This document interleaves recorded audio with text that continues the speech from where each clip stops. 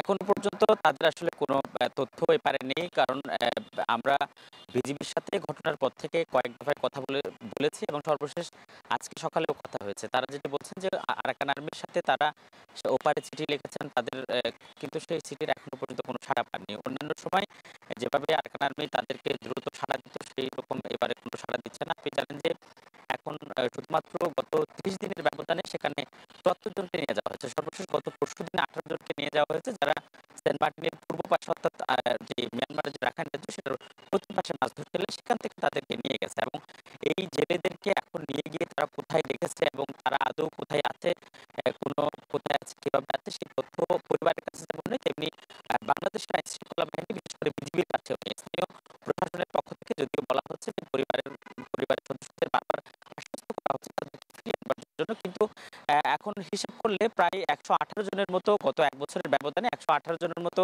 জেলে আরাকান আর্মির হেফাজতে রয়েছে। তাদেরকে কেন ফেরত দিচ্ছে না বা কেন বারবার এতবার করে বলার পরেও বারবার কেন ধরে নিয়ে যাচ্ছে, সেই ধরনের সেই ক্লুটি এখনো পর্যন্ত আসলে বের করা যাচ্ছে না। যদিও বিশ্লেষকরা মনে করছেন যে আরাকান আর্মি মূলত তাদের উপর গত কিছুদিন ধরে আমরা যেটি দেখতে পাচ্ছি যে এপার থেকে যে ওপারে খাবার যেগুলো অবৈধভাবে পাচার হতো সেগুলোর উপর কড়াকড়ি জোরদার করেছে কোস্টগার্ড, বিজিবি বিভিন্ন জায়গা থেকে। পরে এই কড়াকড়ি জোরদারের পর থেকেই কিন্তু জেলেদেরকে বেশি করে ধরে নিয়ে যাওয়া হচ্ছে। তারা হয়তো কোনো একটা বার্তা দিতে চাচ্ছে বা বাংলাদেশের সাথে আলোচনার টেবিলে বসতে চাচ্ছে, কারণ এপার থেকে খাবার সংকট হওয়ার খাবার সেখানে পৌঁছানো না পৌঁছানোর কারণে আরাকান আর্মির যে নিয়ন্ত্রিত রাজ্য সেখানে কিন্তু চরম আকারের খাবার সংকট তৈরি হয়েছে। এই আজিম, ছিল আমার আপনাকে কাছে। ধন্যবাদ।